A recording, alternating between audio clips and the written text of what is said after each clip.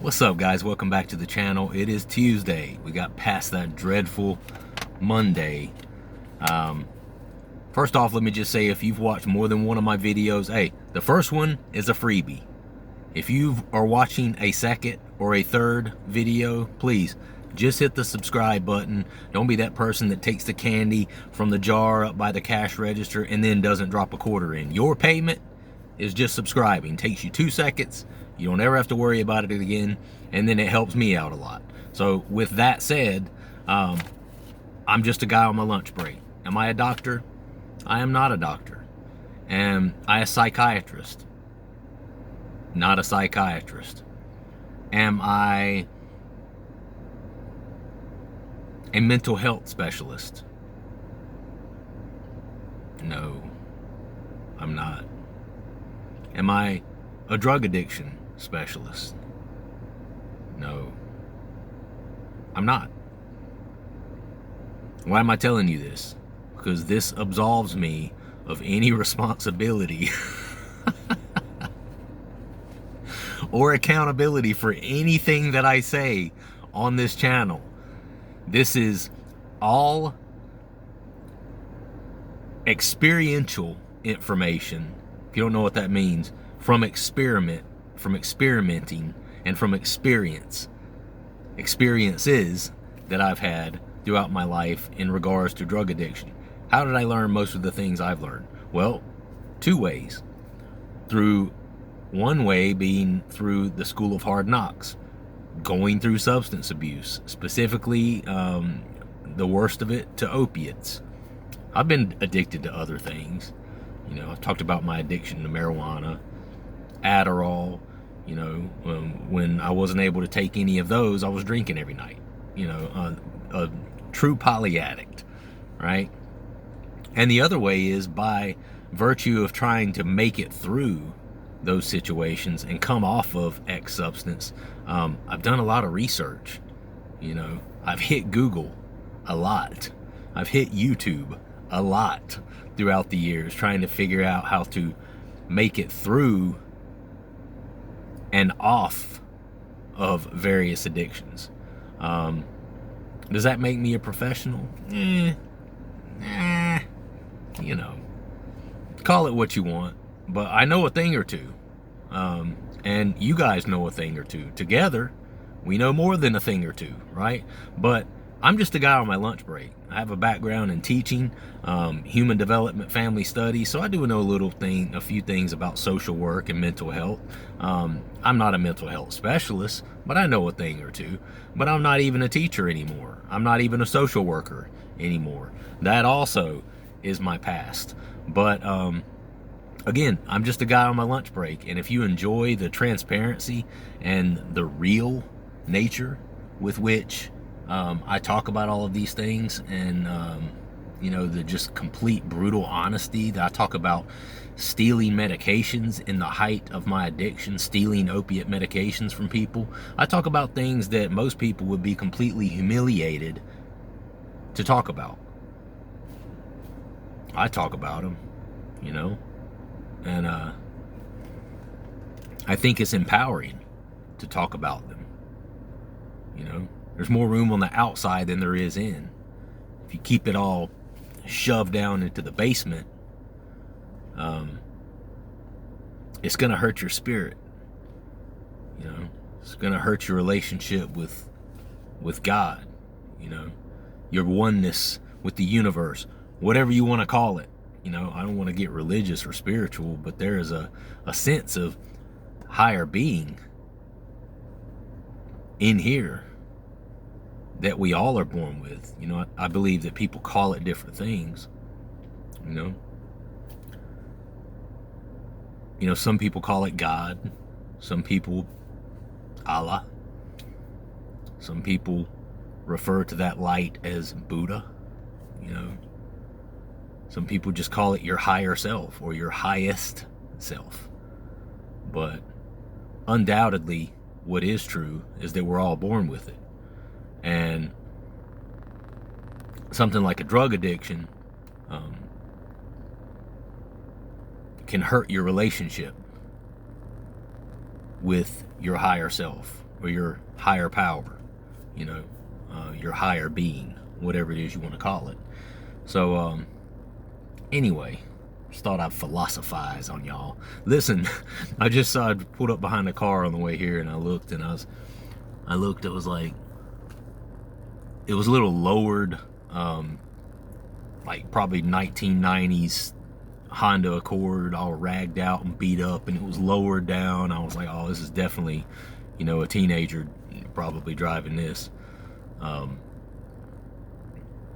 I look, and I'm like, what is on his back windshield? It said BLM, right? And so immediately I start looking, I'm like, it looks like a white guy, you know? And of course the first thing I thought is, well, why does a white dude have, you know, I mean, why is a white dude rocking a BLM sticker on the back of his car? And then I looked up under the BLM, it said, bang local MILFs. I was like, ah.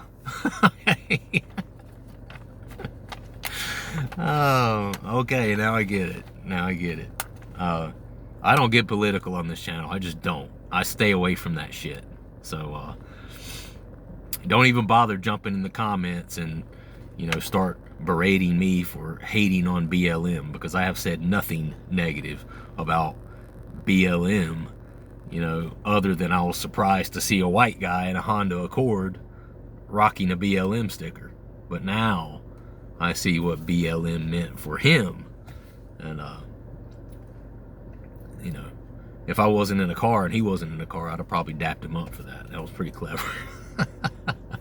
Bang local MILFs. Let's go, buddy. But anyway, I ended up taking only 6 grams of Kratom yesterday. My plan was to take 6.5. I've talked about the fact that, you know, it seems to be easier to hang off of a cliff for 3 weeks than it seems to be to hang off of a cliff for 3 months. I agree with that sentiment. And so I've been trying to put that to practice, and although it's been somewhat uncomfortable, especially at night, I've been trying to, you know, be pretty aggressive with my taper. Only took a total of 6 grams of Kratom yesterday. And my sleep was, you know, it was so-so. Before I went to bed, I took a magnesium supplement. And I also took a kava drink that I had mixed together. And it's one of those where, you know, it made me pretty sleepy at first, and I actually passed out for a couple of hours. But the problem is staying asleep for more than that couple of hours. Went to sleep maybe about, I don't know, I probably passed out maybe by 10 o'clock, something like that. Well, you know, 11:45 I was already awake again, you know. So that's been the real problem with my sleep, is staying asleep and not having the whole uninterrupted sleep, you know. And that's been a real issue at night, which, you know, it's ironic because the night before I actually slept a little better. But again, you know, at this point my dose is getting pretty low. I mean, I'm getting down to, you know, pretty low amount. You know, I'm approaching 5 grams per day at this point, which, you know, that's not a lot, that's not a ton. And I've done that pretty quickly inside of probably about a week since I've been back on a taper. And prior to that, I was just taking whatever. I mean, there were definitely times where I was taking 20, probably 30 grams per day, especially when I had the powder, you know, before I got back on the capsule. So, you know, all things considering, I think part of that is the fact that, you know, a couple of months ago before my son was born, I was on a really, really good taper and got down to about 2.5 grams. And then I went for about a month and a half uptaking again and just kind of taking whatever I wanted to. Well, I think that the work I had put in up front with that taper is kind of still paying some dividends. You know, I think I was still at a point where I was kind of able to get it leveled out, you know. But anyway, for the people, by the people, that's what this channel's all about. So I'm going to read a couple more comments today after I take a sip of this here coffee.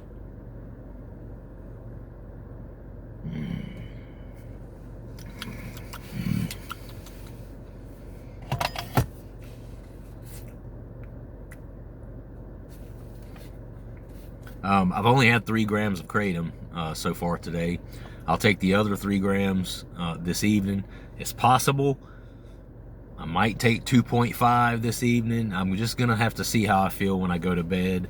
It's what I ended up doing last night. I was slated to take 6.5 last night, but when I took my evening dose, I only took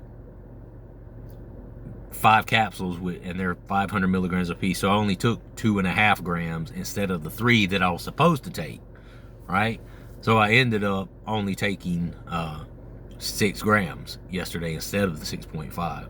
So normally in a taper, you want to stay on a certain amount for 3-4 days. Give your body time to adjust to that amount, and then you want to lower your dose.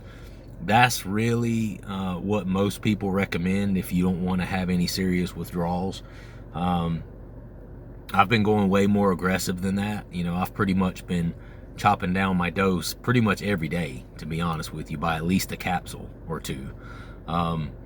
It's been a little bit tough. The magnesium and the kava definitely helped. And then this morning, I only took a gram of kratom before I left to go to work this morning. So I cut my morning dose down pretty significantly. And what I did do about 10:30, it was about 10 or 10:30, I took a couple of L-tyrosines.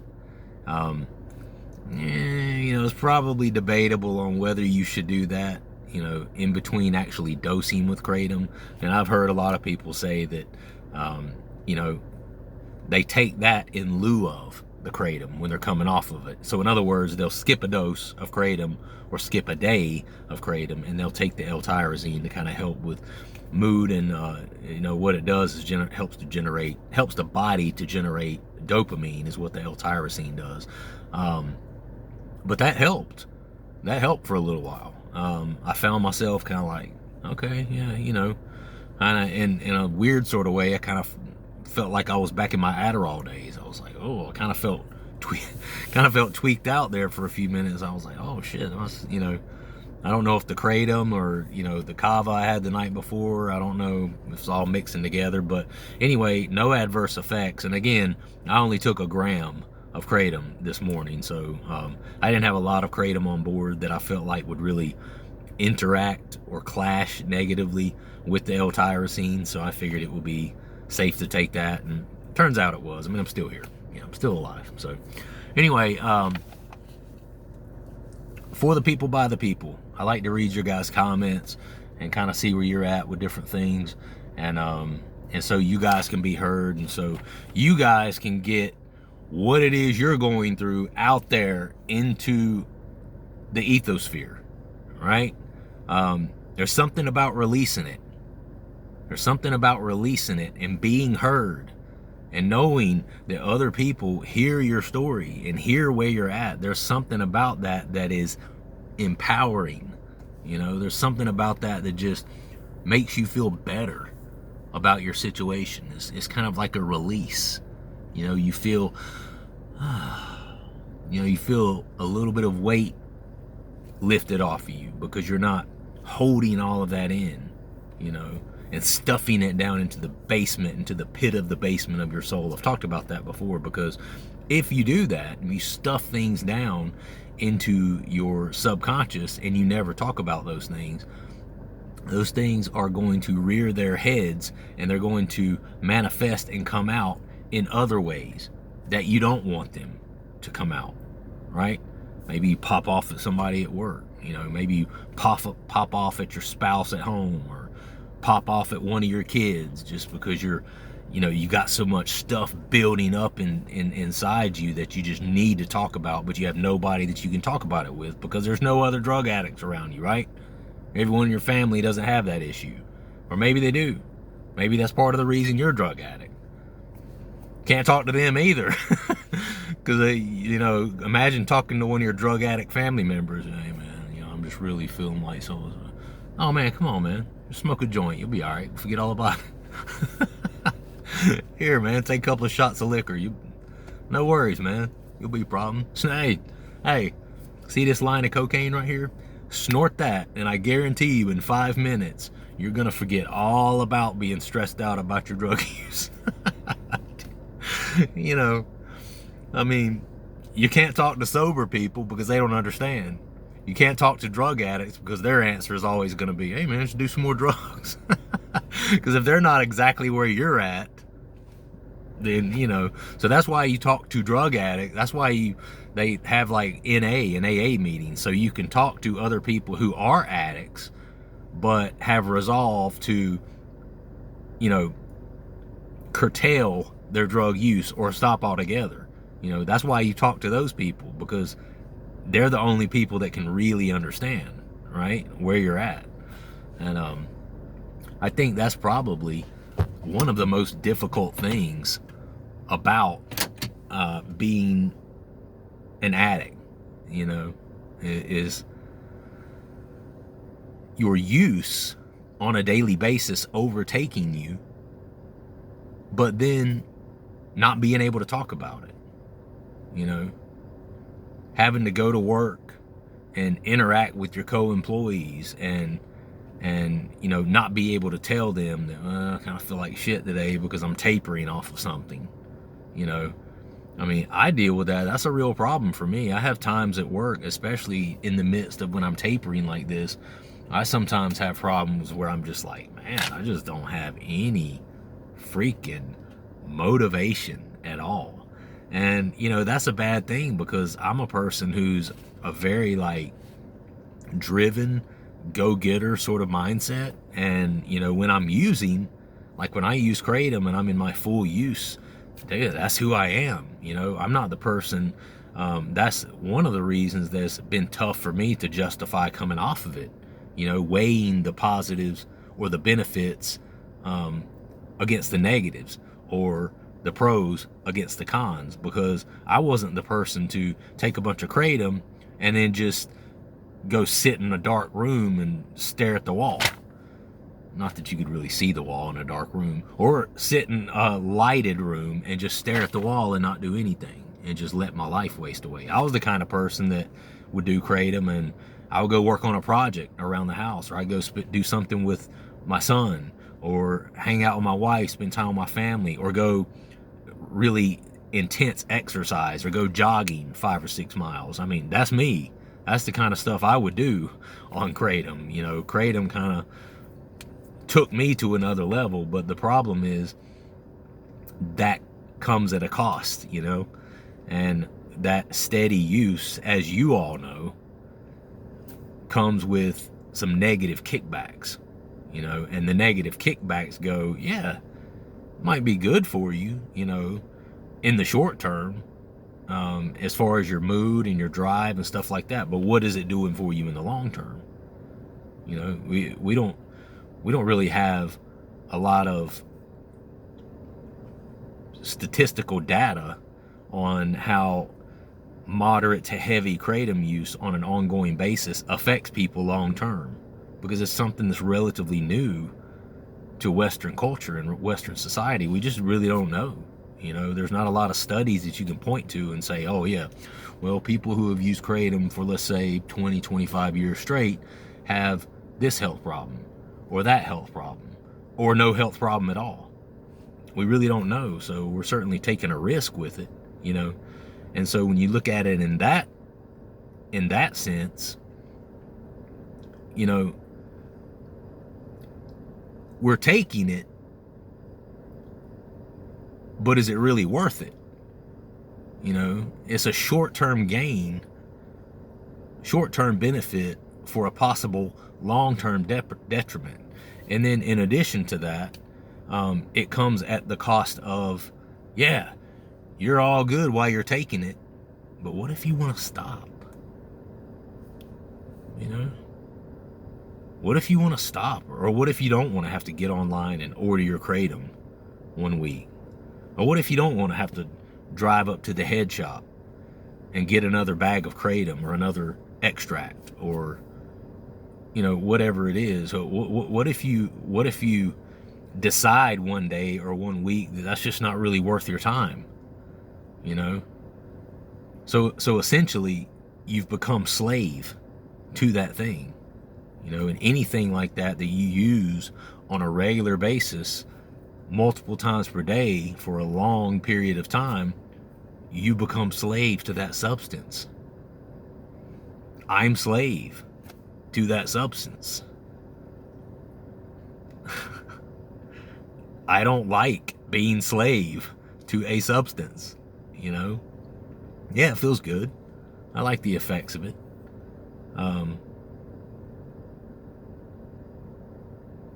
But I want to be able to stop, and I want to be able to not take the kratom without having so many negative side effects, And if that can't happen, then what? Well, I'll tell you what. You do what I'm doing now, and you just come completely off of it. Now, what am I going to do? Am I going to come completely off of it and then stay completely off of it? You'll have to stay tuned in to find that out. Because I really don't know. All I know is I've made the conscious and strong decision that I'm coming off completely, at least for a little bit, so I can have my body to reset, And I may become convicted and just be like, you know what? Sober is better. I don't need this anymore. Kratom and any other opiate-like substance is always going to be a slippery slope for me. I just need to completely stay off of it. But, addiction is a disease, and part of that disease is relapse. Just like many other diseases, diabetes, cancer, all of these other diseases, relapse is always a concern, right? Just like people who get and I'm not comparing it to this, but people who get the gastric bypass surgery, they want those people to change their lives to a degree of, you need to be able to lose this much weight before we're even going to agree to do the bypass surgery on you. Because a lot of times those people wonder, why can't, they don't want to put in the work. They don't want to put in the hard work, that it takes to actually get out there, run the pavement, go to the gym, exercise, pay attention to what you eat, and eat that salad as opposed to eating a cheeseburger and fries. That stuff, when you're used to doing it one way, that becomes part of who you are and part of your habit base. And then it becomes hard to not do that anymore. And then getting up and exercising is really painful. I mean, some of these people who are really heavy, it's really painful for them to even get up and walk to the mailbox and back, or to walk to their bathroom and back, much less get up and do some sort of vigorous exercise. You know what I mean? So that is very difficult and challenging for them. But it's one of those things where the reason doctors require them, see if that helps with that glare. The reason doctors require them to first lose some weight is because if they just go in, do the gastric bypass, right? The person's going to lose some weight, right? But they haven't changed their lifestyle first. So what's going to happen is, you're going to lose some weight for a little while because your stomach's been cut in fourths. And now, instead of your stomach being stretched out to this big, your stomach is now this big, right? So when that happens, you naturally can't hold as much food at first. You're going to get full quicker. And with that, and not being able to hold as much food, you're going to lose some weight right out of the gate, right? Lose some weight right out of the gate. Sound like a rhyme. Is that better? That glare is killing me. That's a little better. So you're going to lose some weight immediately. But then if you haven't changed your lifestyle, meaning your diet, your exercise habits, to where you're not sedentary, just sitting on a couch all the time, eating processed foods, if you don't change all of these things about your life, there's only going to be a matter of time before you revert back to the old way of doing things, and you're going to start eating cheeseburgers again, french fries, pizza, everything fattening, ice cream, just all this other stuff. And you're also going to divert back to your ways of being sedentary and being lazy, right? So that's why doctors require people, you know, you need to lose this much weight. I tell you what, you're 600 pounds, show me that you can get down to 450. And if you can do that, then we'll do the gastric bypass on you, you know? And it's the same sort of thing here. You know, you kind of got to you have to do the work, you know? And that's why, you know, just trust me, you have to do the work. Coming off of something like this is tough, right? It's just tough. And, but that is going to set you up to have the character and the lifestyle that is going to allow you to be able to be successful in the long term, right? Kind of going off the rails, talking about heavy people and this and that and the other. There we go. Sorry guys, I had a really bad glare on here. All right, so Boom Jitsu says, hey brother, great to see another upload. I messaged you a while back and I was in the midst of a Kratom Taper.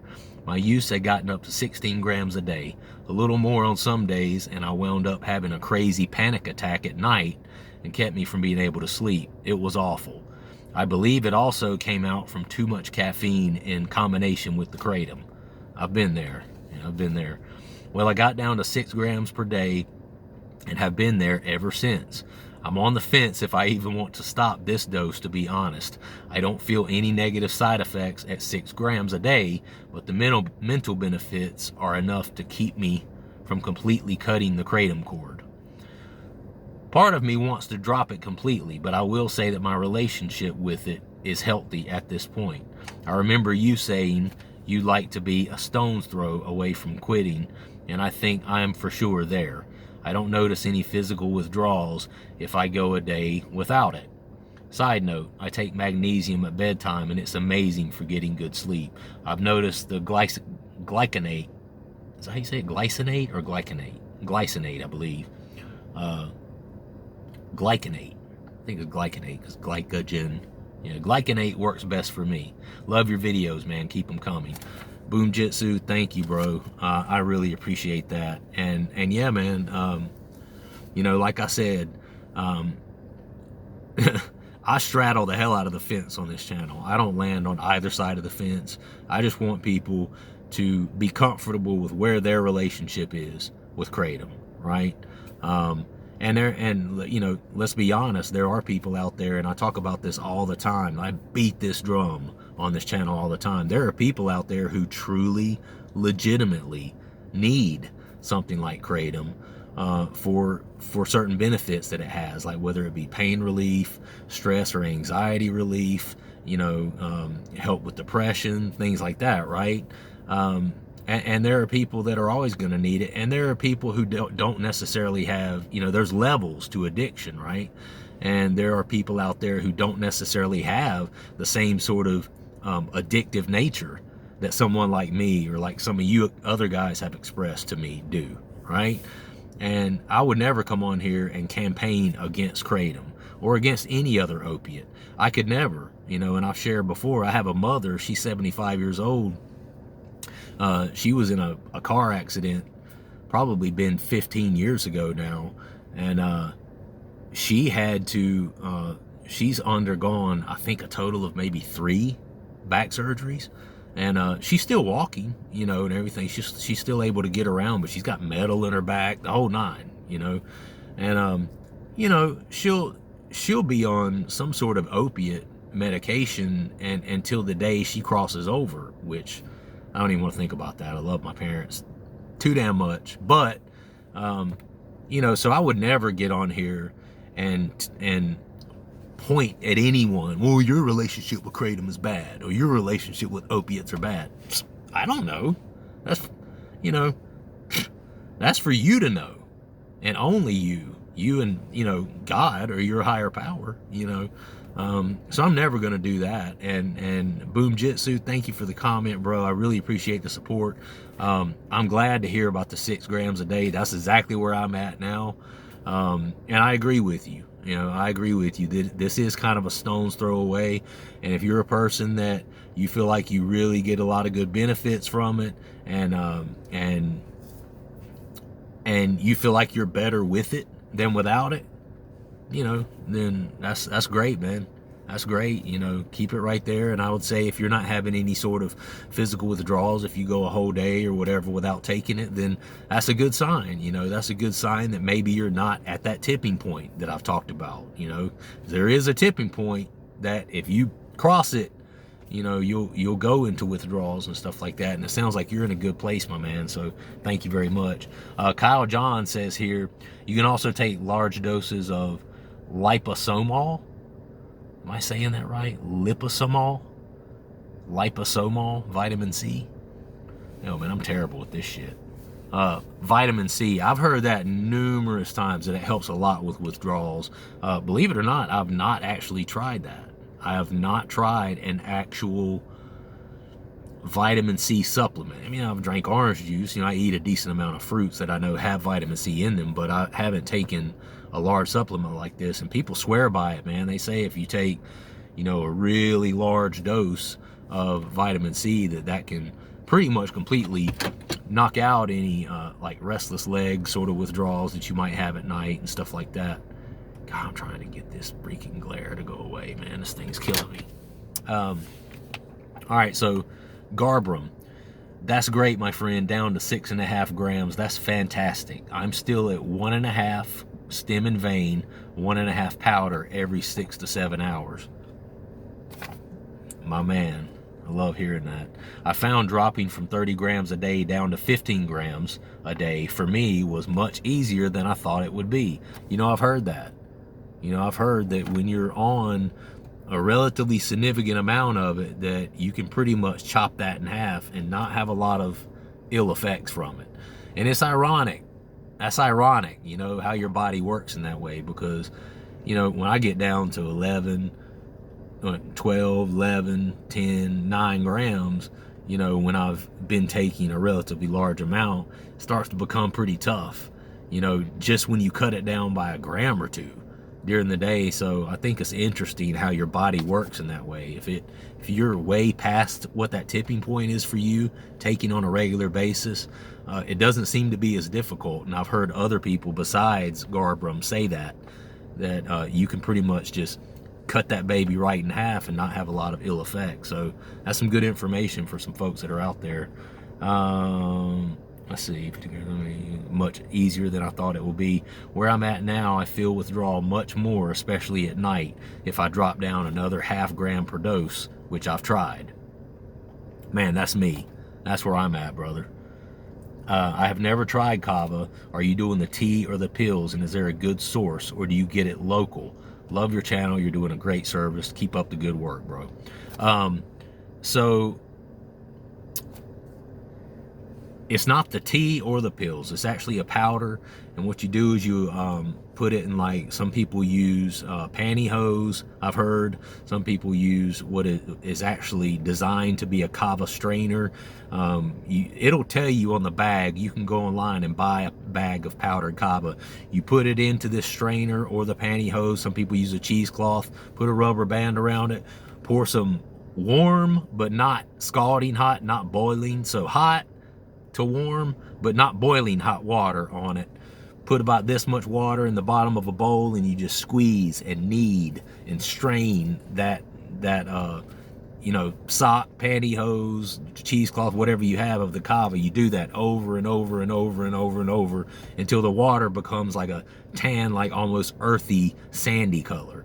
And then at that point, you got your kava drink. You're ready to drink it. So I'm taking, like, I do, like, it recommends like 3 tablespoons, and then, you know, you're actually throwing the kava itself away. What it is that water helps to release those kava lactones that are in it, and that's what causes the psychotropic effects, and that's how I'm kind of using it. So anyway, listen, try that. Garbrum, appreciate the support, man. I really, really do, all of you guys. And I got some more, a couple of more comments that I'm going to go over on my tomorrow's video. I didn't get a chance to get to them today, but anyway, love you guys. Stay strong out there. Let me know if you need anything. Like the video, leave a comment down below, let me know where you're at, and subscribe to the channel if you would, please. All right, guys, we'll see you next time. Peace.